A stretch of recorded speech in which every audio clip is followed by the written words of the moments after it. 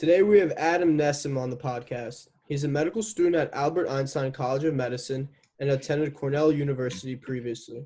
He is currently in his fourth year of medical school. Okay, so our first question today, Adam, why did you decide to pursue a career in medicine? Sure, guys. Thanks for having me on the podcast. Glad to be here. So for me, it was kind of like a development over time. There was as you guys are both pre-med, so you kind of know this, where it seems like there's supposed to be this aha moment of like, now I know I want to be a doctor. But for me, this was something that grew until I was at the point where I was sure that this is the career path I want. And that started when I was honestly an athlete in high school, getting injured left and right, tore both my ACLs, split my head open. Like, I had any sports injury, you name it, I probably had it. And so that was my first exposure to medicine, in and out of the orthopedist. And so between really in firsthand getting to see how doctors work with patients as a patient myself, and then also the fact that at the time I was like, I like science. I like when it's in biology class, specifically when we talk about anatomy topics or physiology topics, whether it's the heart, the lungs, that type of stuff really interests me. Maybe I could be pre-med, so let me look into this. So I did a program at Johns Hopkins when I was a senior in high school, where you basically are a medical student for a week or two, and you go around and you are shadowing the medical students, shadowing physicians. You do get to play the role of a doctor during like a patient simulation with hired actors. And these types of experiences where I was like, you know what, this is a field that I can use my critical thinking, my ability to hopefully be able to treat patients one day and connect with individuals on that level. I think I'm going to do pre-med. And then through all of that, I continued to get more and more experience and make sure I knew exactly what the field was like, shadowing more physicians, really doing my research by asking upperclassmen, talking to different medical students, doctors, what it's like. And as time went on, I became more and more certain that a field or a career as a doctor is what I wanted in particular. And what about medicine and science do you find the most interesting? Like, what really, what's the most interesting topic for you in medicine? So for me, I mean, I like sports medicine. That's a field of interest of mine. But if we're talking more general, it's the fact that our understanding of science, anatomy, physiology, we could take what we learn in a classroom and apply it to changing people's lives when it comes to their health, which is probably the most important thing to most people. And I think that is not something you can get in most fields, where the knowledge you're learning can be applied to helping people on such an intimate level that you could really, hopefully, with the goal of getting them back, getting them more healthy, cure disease, sickness. I don't think there's anything that could really top that. Definitely. And what are any tips that you could give to students that are in pre-med right now, that are struggling with stress and study habits and all of that? Yeah, sure. So the first thing you need to do as a pre-med student is learn how to study well. That's going to help immensely when it comes to dealing with stress and everything else that follows. Because if you know how to study well and study efficiently, that opens up a lot of free time where you can hang out with friends more. You can do things or feel like you're able to do things that you just enjoy aside from studying 24/7. And even if you don't have those study habits down, I highly recommend still getting good sleep and making time for friends and family, because that's going to allow you to be more productive in general. But once you learn different techniques like active recall, spaced repetition, where you're able to learn knowledge, do well, and do it faster, I think that opens up a lot for students. And it's something that most students don't ever focus on. They never think, oh, maybe I'm just not studying in the most effective manner. They'll just chug along, continuing to highlight, write out all their notes, and just hope that by sheer effort, they're going to get that A or C improvements, when sometimes you need to kind of go back to the drawing board and do a real good evaluation of where you are as a student. And so I think doing that early on, or wherever you're at in the field, can open up a lot of opportunities and make it a less stressful process. Do you also recommend like waking up and going to sleep at the same time for even if you don't understand like a piece of information that you learned that day or like before an exam? Yeah, I tell most of my students in my advising program, if they're feeling exhausted, it's probably a good sign to stop studying. You're not going to learn well when you're tired. And so for me, I try to encourage, and this is what I do myself, waking up early and doing the most important work in the morning before your class, because that's where you're going to be freshest. I know a lot of people say they're not a morning person. That's true for some people. And if you are the type of person that is actually grinding from 12 a.m. to 2 a.m. or 3 a.m. and you're focused and you're not on Facebook or TikTok or whatever it is, and you're actually doing good work, then I'll keep my mouth shut on that one. But for most people, waking up early in the morning and getting a good night's sleep, you're going to be a lot more productive than you probably otherwise are. So I find that, yeah, if you can get to a decent schedule where you're up at 6, you get a good 2 hours done, maybe even if it's 7, 2 hours done early in the morning before class. And then after class, you can do some light review, but nothing crazy. That's a better structure for a lot of students, but most people don't do it that way. That will open up more free time on the back end. So when you're exhausted, instead of studying, you already did the studying that morning. So now it's a time that you could do for extracurricular, leisure, whatever it is. Because I don't like to recommend studying when you are really tired and not focused. There are exceptions if it's before an exam and there's still stuff you have to do. Like, I'm not going to say just stop before you've done your best to study everything you need, but sleep's important, and being on a regimented schedule is definitely helpful as a pre-med student. How different is it being during undergrad and medical school in terms of workload, scheduling, difficulty, and exams and professors? So it's different for a couple of reasons. First off, in medical school, you definitely learn information at a faster rate. It gets thrown at you a lot faster. They say it's like trying to drink water out of a fire hose, right? So you're just getting all this information and somehow you have to learn it over the course of weeks to months, which would usually take a whole semester as a pre-med. With that said, some medical schools are pass-fail. A lot actually are. Mine was. So because of that, it does take a little bit of the pressure off of feeling like you have to be at the very top of your class. Now, as you know, most pre-meds and med students are type A to begin with, so everyone still studies really hard. But one example I give is I tore my ACL, or my on my other leg, after I already torn it back in the day in high school, right before a big GI exam that I had. So I was like up all that night till 3 a.m., 4 a.m., then had to get up early and take the exam. And I knew it wasn't going to go well. And usually I would have been freaking out, but I was like, I had studied enough where I know I'm going to pass. I'll be fine. And so that like extra pressure, at least for the first 2 years of medical school, if it's pass fail, actually is relieved in some manners. So that is a difference. However, in regards to the amount you have to study, especially if you're going to be studying for the board exams like step 1, step 2, which are really high stakes exams similar to the MCAT, but this is kind of going towards what specialty you'll be able to match into. It's very similar in feeling like, you know, you constantly have to be on the top of your game and doing really well. How does the PassFail system determine which students get accepted into specialty programs? So if your med schools pass-fail, which a lot of med schools are, there's still some that aren't. What ends up happening is your third-year clerkship grades, which is, you know, you do a surgery rotation, internal medicine rotation, psych rotation, pediatrics rotation. Those are still graded as usually honors, high pass, pass-fail. So think of that as A, B, C, D/F. If you do, so those are graded. Plus you get comments like which will go into a letter eventually on like how you performed and like how you interacted with the patients, etc. As well as either the step 1 or step 2 exams. By the time you guys are in medical school, step 1 will be pass fail. So most of the pressure will be on step 2 and that score. So you still have a grade, you still have a score. It just usually gets a little bit more high stakes in 3rd and 4th year of medical school. Would you say that your study habits changed from going from undergrad to medical school? Yeah, I definitely would.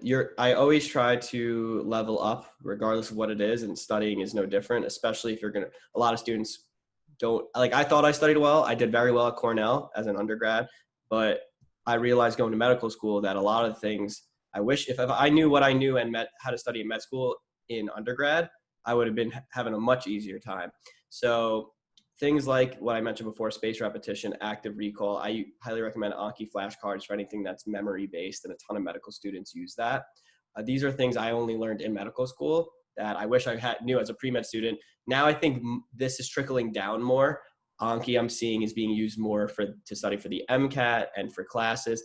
My entire pre-med mentorship program, I'm pushing these types of strategies. So it ends up, I think that type of stuff is getting out there a little bit more. But when I was an undergrad, it was very much just grinding away and doing the best I can, and doing what I knew as the most active study strategies at the time, which was a lot of rewriting notes, but at least trying to make it so it's active, where I would test myself, try to explain things. I wouldn't just simply rewrite and highlight, because that's pretty passive. So I would, a recommendation, stay away from that if that's all you're doing to study. But they definitely, to answer your question, my study habits have definitely evolved over time, and they still evolve even now. And what tips would you give on applying to med school regarding extracurriculars and GPA? Like, how much does your GPA really matter? Like, I've heard that extracurriculars are starting to play a bigger factor into getting into med school, things like that. I wouldn't bank on that in regards to that. When I hear you say that, I already hear students, or I'm imagining students be like, oh, now I can like go a little bit easier in my classes. It's not a big deal if I have a 3.3 or 3.4. Like, grades still matter a great deal, and they're a pretty big screen when it comes to your medical school applications. That you're never going to hear schools say that there's like a hard screen. Some schools do have them, some schools don't. But even with that said, like, having a strong GPA really does make a significant difference when it comes to getting your foot in the door. So they are really important. I always recommend to my coaching students to work on their GPA first, and then we could work on the shadowing, the clinical, and the extracurricular experience, because it's a lot easier to go that way. Then once you have that poor GPA, working back to a higher GPA or showing improvement is a lot more challenging. With that said, you absolutely can get into medical school if you have a slightly lower GPA. Sometimes that requires taking more classes to raise it, or just to show that you can have a semester or two of a really strong grades in hard science classes. You don't always have to go from a 3.2 to a 3.8, because sometimes given if you're 3 years in and you already have a 3.2, it's going to be very hard to see that type of jump. But you have to show that you can handle the academic workload that you would get in medical school. And medical school admissions committees want to make sure that you're not going to fail out. So they need to see that level of competence, at least from an academic standpoint, before they're really going to go into the nitty gritty of all of your extracurriculars and whatnot. Now, that's still very important, but I would still make sure academics are strongest, and then you start thinking about all these different things you're going to get involved in. Did you ever do research in an undergrad program? And if you did, how did you land that position? I did do research. I did nutrition research. I reached out to the professor who taught the Intro to Nutrition class at my university. I showed interest and said that, I'm willing to basically put in the time. Can I told him some studies that I saw that he was doing that I was interested in, and if he had any openings, would he be open to talking? We set up a meeting, and then from there, that was like my way into getting that research. So it's really all about taking initiative, doing your homework. Don't write the same email to every professor, like a copy and paste to try and get research. I do think research is important for med school. A lot of students applying will have it. It's not completely necessary. You could still get into med school without having research, but there really isn't a good excuse for at least not giving it a shot for one semester or summer or whatever it is. So that's something I'd be thinking about for sure. And how did you approach professors when getting letters of recommendations? So for this, I knew I had good relationships with certain professors, and it was pretty easy for me, where I asked my research professor and I asked a professor I TA'd for. So he basically said, if you're TAing for me, I will write you a letter. So I didn't really have to do that. I didn't struggle that much with getting letters of rec, but I do mentor a lot of students where this becomes a problem, whether they don't feel close to a professor or they don't know how to properly ask. So one thing I like to recommend is first, don't just blindly ask a professor that doesn't know you. Make sure you're putting in an effort to go to office hours, build a relationship, even if it's through email to start, set up a coffee. Now that everything's online, you can set up a time to chat over coffee virtually or whatever it is. And when you are asking, one thing I like to do, if it's someone you're unsure about. So if you know that person's going to write you a good letter because you're close with them, you don't have to do this. But one thing that is a neat tactic is if you ask that person, say, hey, like, and this is after you've already set up the meeting and whatnot, you tell them how appreciative you are for everything they've done for you. Say, I was wondering if you would be willing to write a strong letter of recommendation on my behalf for medical school. I would supply you with X, Y, and Z, a resume, a personal statement, whatever you'd like. But if you don't have the time or you don't feel comfortable writing a strong letter of recommendation, I totally understand.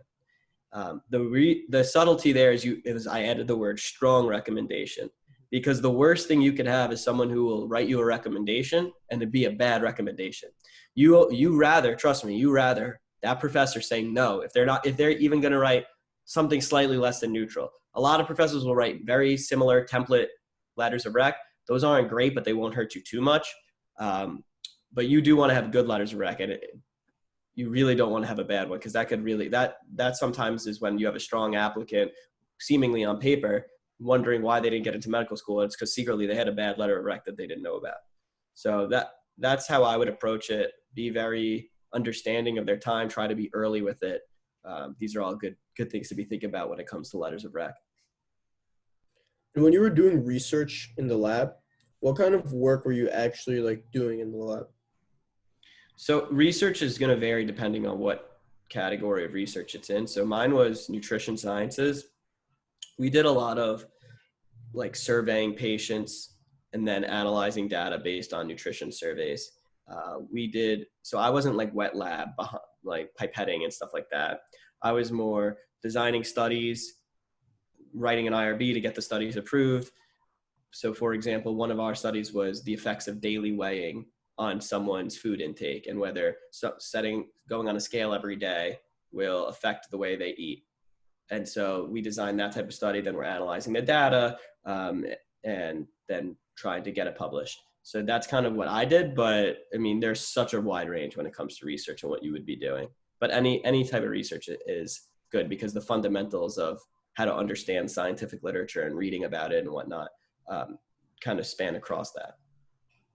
Mm-hmm. Okay, so have you figured out what you want to specialize in yet? And what is the process like for students who are in medical school? I haven't technically declared, so I'm not 100% positive. It's going to be likely orthopedics, sports medicine, non-orthopedics. So that would be, you could do a sports medicine fellowship from something like a pain management and rehabilitation residency, or emergency medicine is right now what I'm looking at.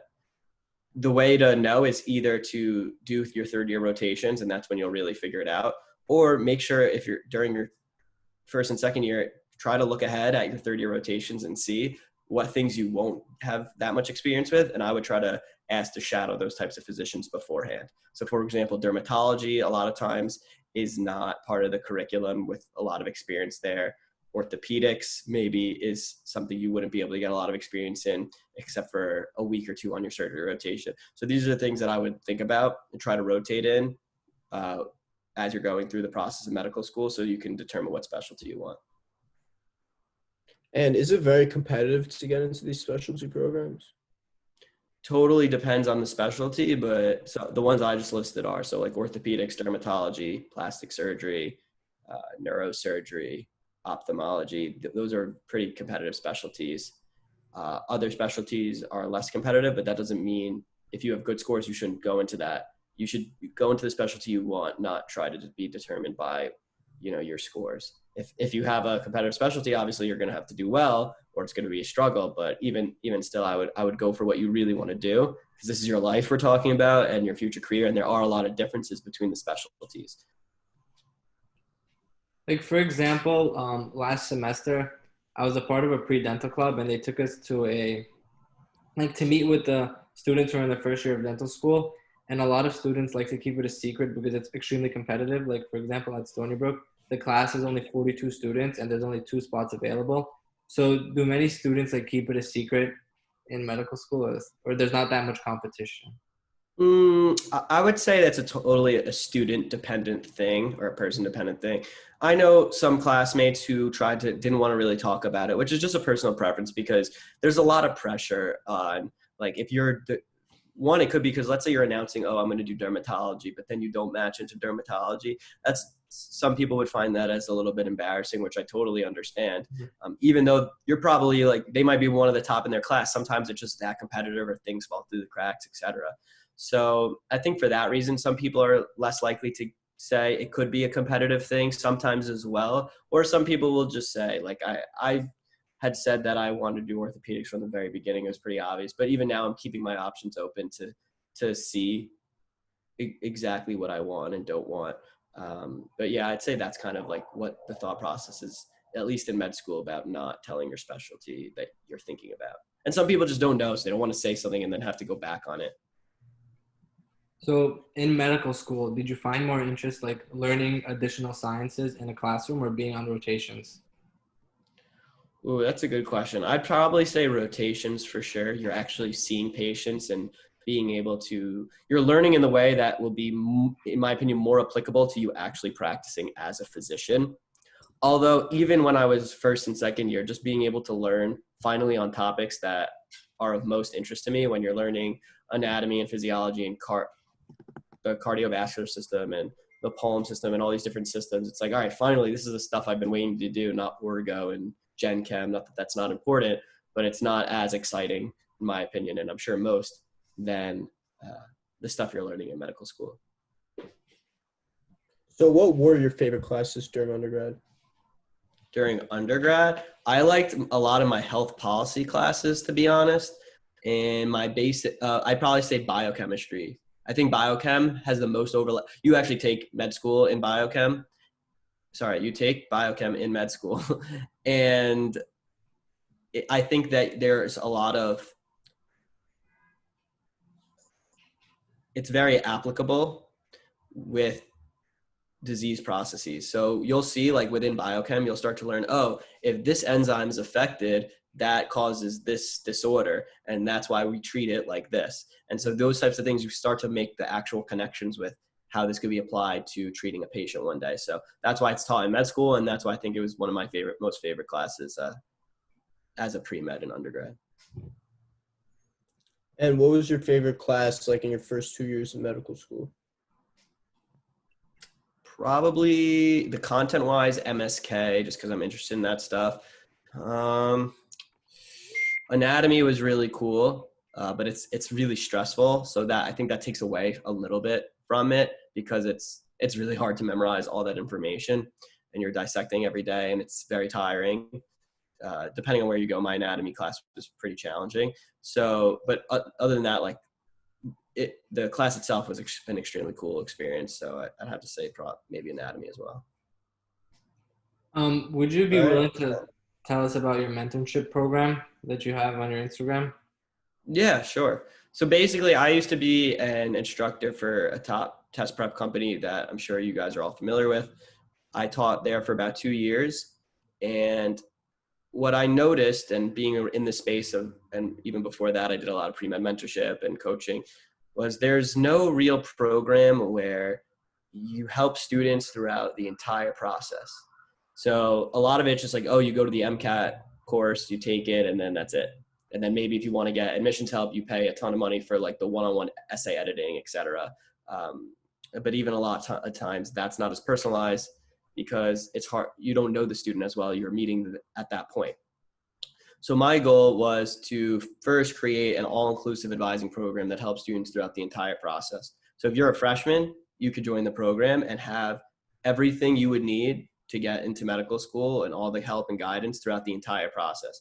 But we also have a lot of students who will join right before they take the MCAT, because we have a full MCAT course included, which talks about the best study tactics that medical students are using. Like I mentioned, the spaced repetition, active recall, a question-based approach.